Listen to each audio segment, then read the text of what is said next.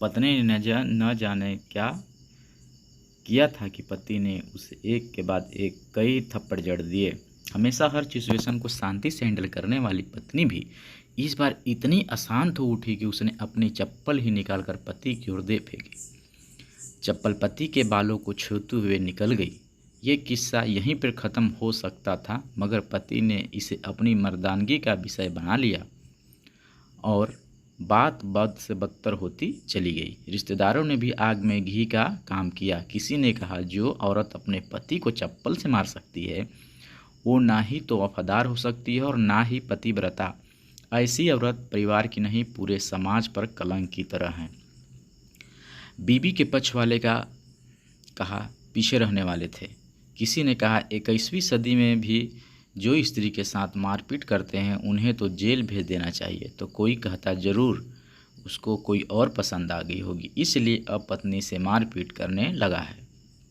बात कोर्ट तक पहुंच गई। दोनों पक्षों ने एक दूसरे के खिलाफ केस फाइल कर दिया। पति ने चरित्रहीन होने का तो पत्नी ने दहेज और शारीरिक उत्पीड़न का आरोप लगाया। 2 वर्षों से अधिक समय के लिए केस चला था। इन 2 वर्षों के दौरान दोनों पति पत्नी अलग अलग रहे थे। इन 2 वर्षों के दौरान दोनों पक्षों के समर्थकों की संख्या कम हो गई थी। पहले जहां दोनों पक्षों में समर्थकों का समूह होता था, अब गिने चुने लोग रह गए थे। पति और पत्नी दोनों की आर्थिक स्थिति भी इस समय के दौरान नीचे गिर चुकी थी। जिन्हें वो अपना शुभचिंतक समझ रहे थे, पैसों की बात आते ही उन्होंने भी अपना पलड़ा झाड़ लिया था।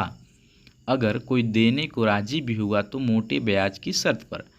आखिरकार वही हुआ जो सब चाहते थे, डाइवर्स। हर कोई खुश था, दोनों पक्षों के रिश्तेदार, उनके माता पिता और दोनों के वकील।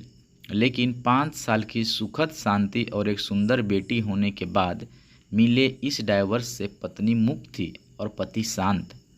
शायद ये एक इत्तेफाक ही था कि खुशी को मनाने के लिए दोनों पक्ष के लोग एक ही चाय की टपरी पर बैठे आमने सामने। इत्तेफाक इसलिए क्योंकि ज़्यादातर लोग जो एक दूसरे को विरोध पक्ष को सपोर्ट कर रहे थे वे एक दूसरे को अच्छे से जानते भी नहीं थे। पति पत्नी भी इन सभी से दूर एक दूसरे के सामने मेज पर बैठे। पत्नी ने पति से कहा, अब तो खुश होंगे ना, तुम्हारे मन की जो हुई मुबारक हो। तुम भी तो आज जीत गई हो, मुझसे तलाक तो तुम्हें भी मिल गया है। कांग्रेस।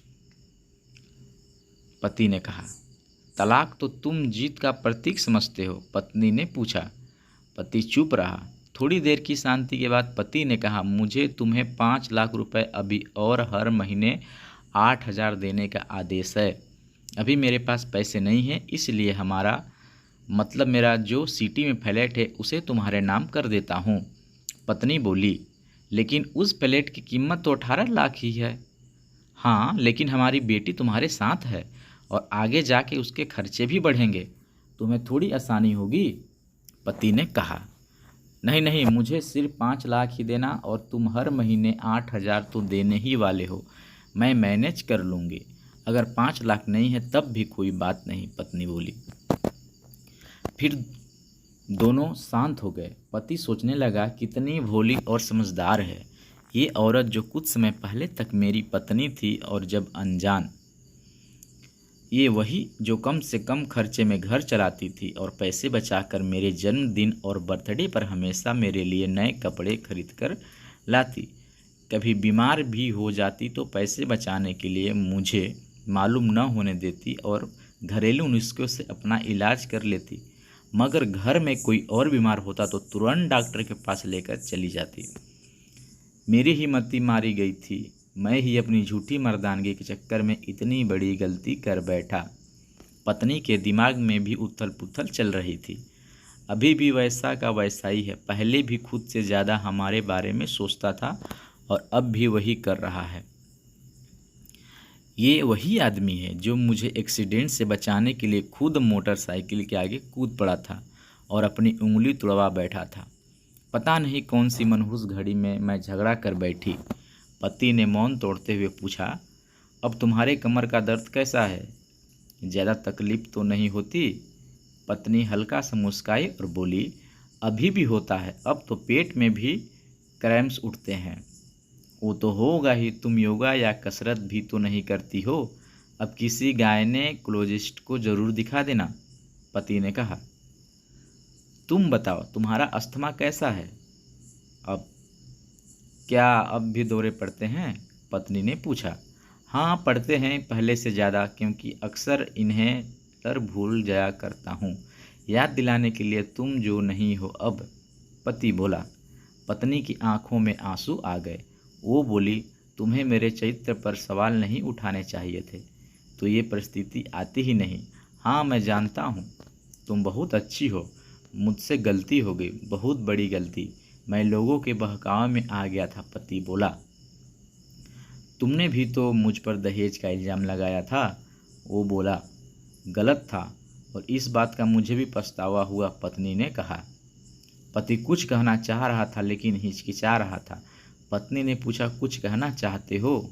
वो बोला, क्या सब पहले जैसा नहीं हो सकता? क्या मतलब? पत्नी बोली, मतलब कि हम फिर से पहले की तरह पति पत्नी बनकर सच्चे दोस्त बनकर नहीं रह सकते? पति बोला। पर ये डाइवर्स के पेपर दिखाते हुए पत्नी ने कहा। फाड़ देते हैं, पति ने अपने पास रखे डाइवर्स के पेपर फाड़ते हुए कहा।